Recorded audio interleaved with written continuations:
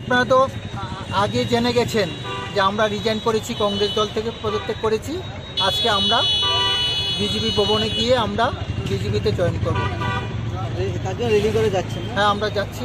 আমরা সহ মানে আমরা একযোগে 200-300 পরিবার একটা টোকেন আমরা আজকে জয়েন করছি। পরে আমরা অন্যান্য বিধানসভা তাদের গাইডলাইন অনুযায়ী আমরা জয়েন করাবো। কতজন জয়েন করছেন আজকে? 250-300 ফ্যামিলি হবে।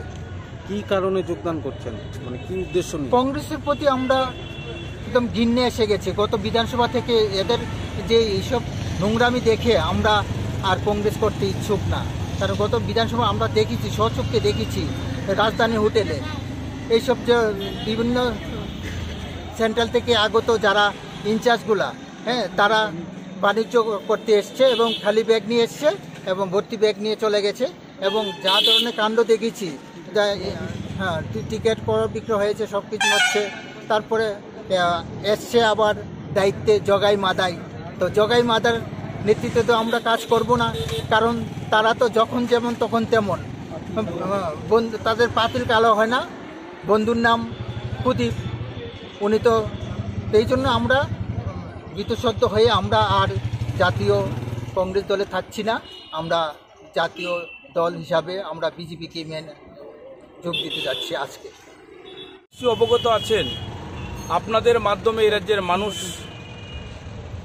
এবং আপনারা সেটা মানুষের কাছে পৌঁছে দিয়েছেন যে আমরা ভারতের জাতীয় কংগ্রেস দল একটা সময় করতাম। এই দল আমরা গত পরশুদিন ছেড়ে দিয়েছি, রিজাইন দিয়েছি। তারপর আমরা সিদ্ধান্ত নিয়েছি ভারতের জনতা পার্টিতে আমরা অংশগ্রহণ করব। তারই অঙ্গ হিসাবে আজকে আমরা রবীন্দ্র ভবন প্রাঙ্গণে আমরা এটা জমায়েত করেছি। আপনারা লক্ষ্য করছেন, দেখতে পাচ্ছেন শত শত মানুষ আমাদের সঙ্গে সাড়া দিয়ে আমরা যে সিদ্ধান্ত নিয়েছি ভারতের জনতা পার্টি করব, আমাদের সঙ্গে সঙ্গ দিয়ে আজকে তারা সেখানে উপস্থিত হয়েছেন। আমরা এখান থেকে সারিবদ্ধভাবে লাইন করে আমরা ভারতের জনতা পার্টির অফিসে গিয়ে আমরা বিজেপিতে অংশগ্রহণ করব এবং রাজ্য নেতৃত্ব যারা রয়েছেন আমাদের গ্রহণ করবেন।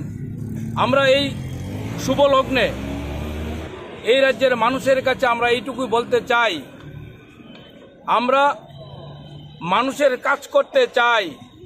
মানুষের কাজ যদি আমাদের করতে হয় তাহলে ভারতের জনতা পার্টি আমাদের করতে হবে। কেন? আমরা দীর্ঘদিন কংগ্রেস করার যে তিক্ত অভিজ্ঞতা আমরা পেয়েছি, এই অভিজ্ঞতাকে আমরা ছেড়ে দিয়ে মানুষের কাজ করার আমরা সিদ্ধান্ত নিয়েছি। আমরা আশাবাদী এই শুভ লগ্নে রাজ্যের সমস্ত অংশের মানুষ আমাদের এই নতুন যে পথ চলা, এই পথ চলা আমাদের পাশে থাকবেন।